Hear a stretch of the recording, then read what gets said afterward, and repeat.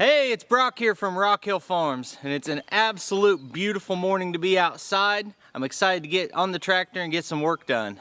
So, I took a job yesterday for land clearing, and it's pretty thick. There's a lot of grown-up trees in that are too big for the brush hog. There's a lot of thick stuff. There's a lot of, full-size trees. And then there's debris in there too. I think he said there may even be some parts that have some fence tangled up in it.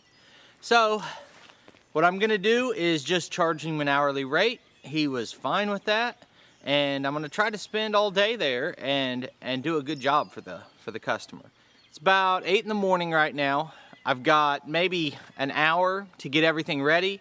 I've got to switch from the tiller that I was using yesterday over to the brush hog. I'm going to take the grapple with me for pulling out debris. I'm going to take a stump bucket for ripping out any of the smaller trees that I can't brush hog. I'm going to take a pole saw and I'm going to take a chainsaw. So I need to put on new chains or sharpen the chains on the pole saw and probably the MS-250. Then I need to switch over everything on the tractor, make sure it's fueled up, set up the stump bucket, get it all loaded on the trailer and strapped down. I'm guessing I've got an hour of work before I can leave, so I better get started.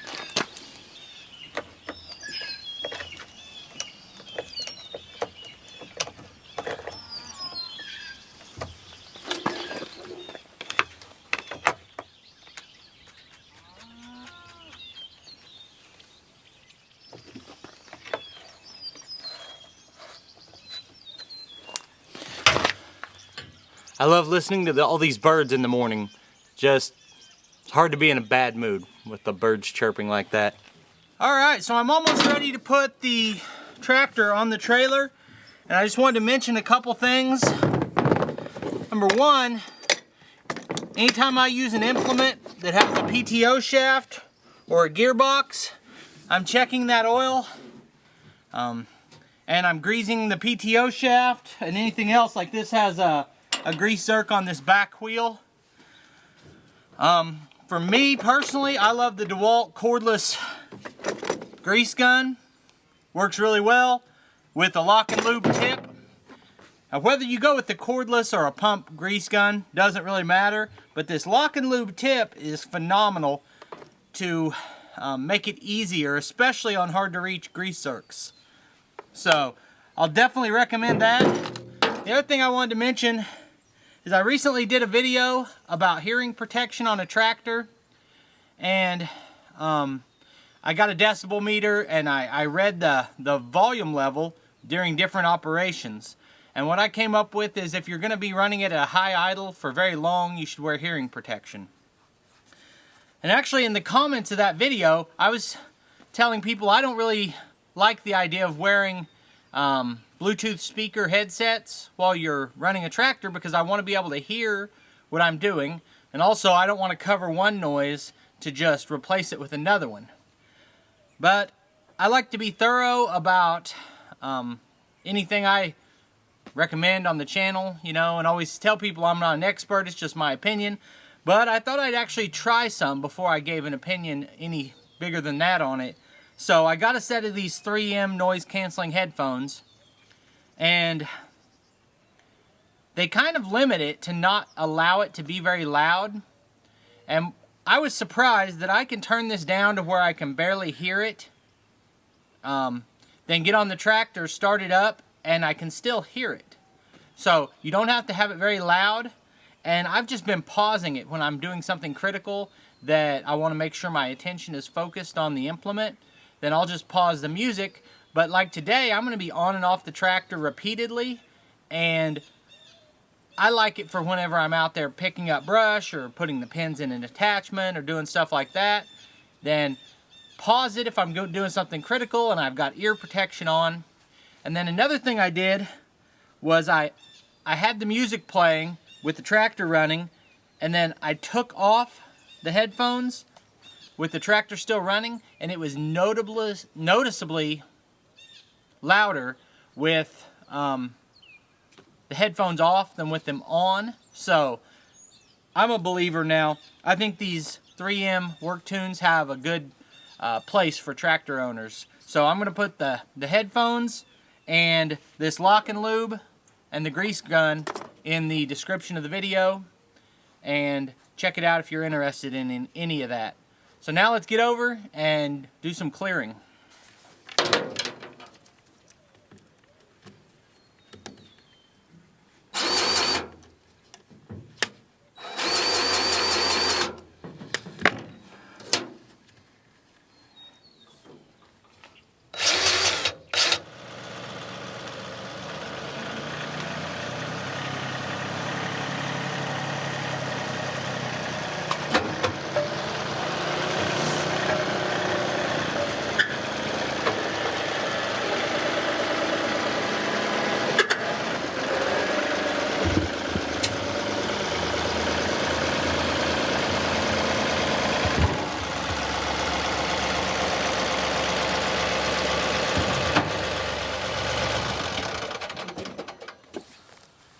Alright, well, I'm out here at the customer's property. The dogs are obviously happy to see me. I've got, I don't know, 50, 75 yards in this direction that I'm going to be working on. And probably 100 yards this way. That's just a guess. He said it's 3/4 of an acre. But you can kind of get a feel for how thick the material we're looking at is. Scale over this way. You've got some big stuff, there's some smaller stuff. There's a bunch of stumps, like right there's a stump that I don't want to hit. There's rocks in it, so it's kind of a big mess, but I like a challenge. I think I'm going to start up on the other end where it's a little bit thinner. Customer said he'd prefer, we start at that end and work this way, so that's what I'm going to do.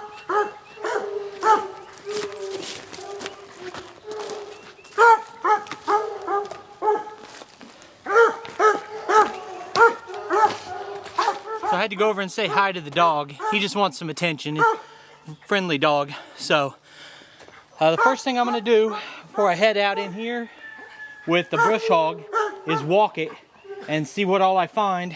See if I need to go in first with the grapple and pull some stuff out, or if I can just start back in on this section.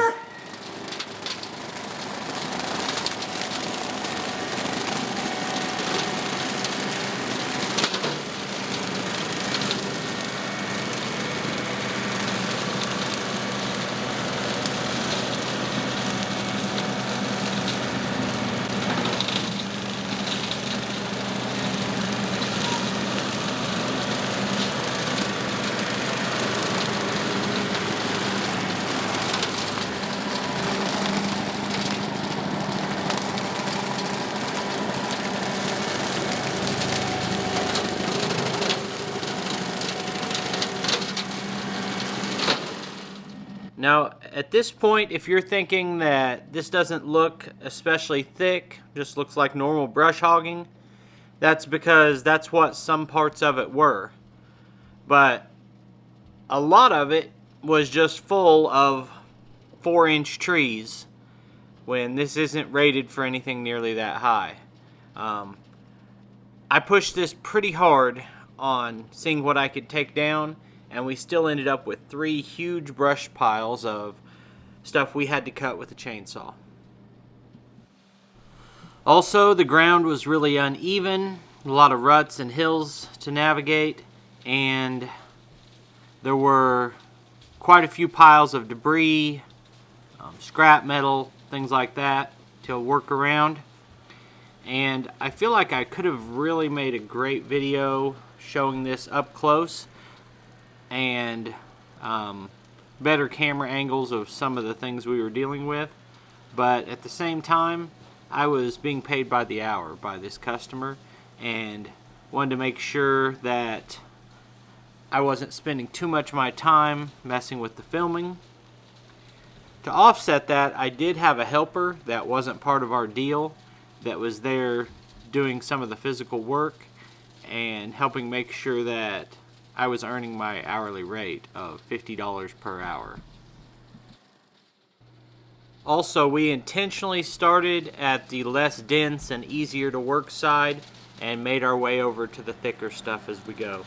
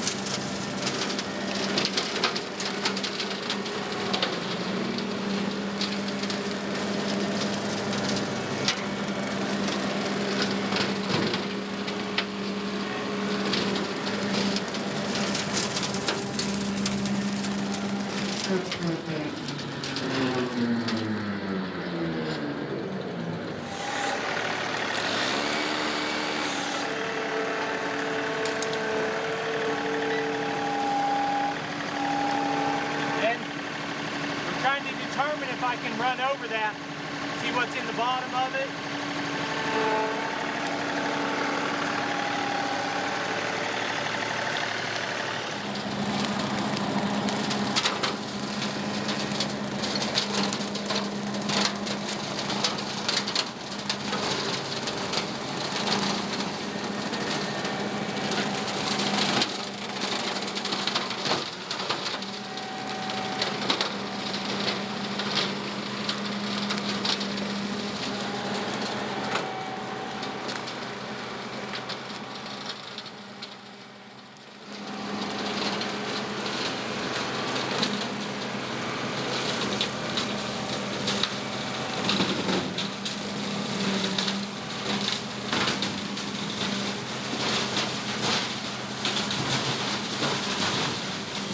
I'm continually impressed with the size of material I can take out with that brush hog, but there's a lot of trees in here that are in between the size that are big enough to leave for a nice spread out wooded area with the big trees, and stuff that'll push out. There's an in-between area, and we're going through right now taking out a lot of that.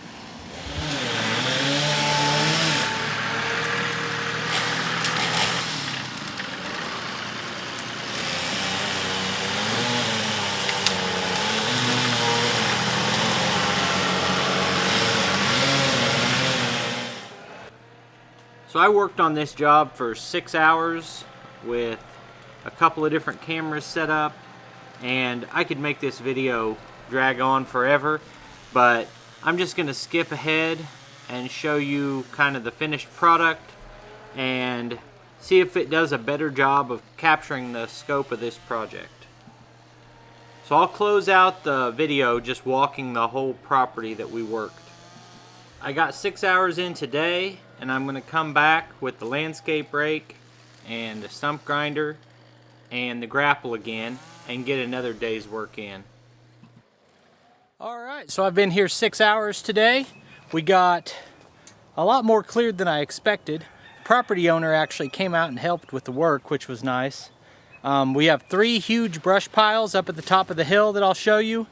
A lot of chainsaw and grapple work.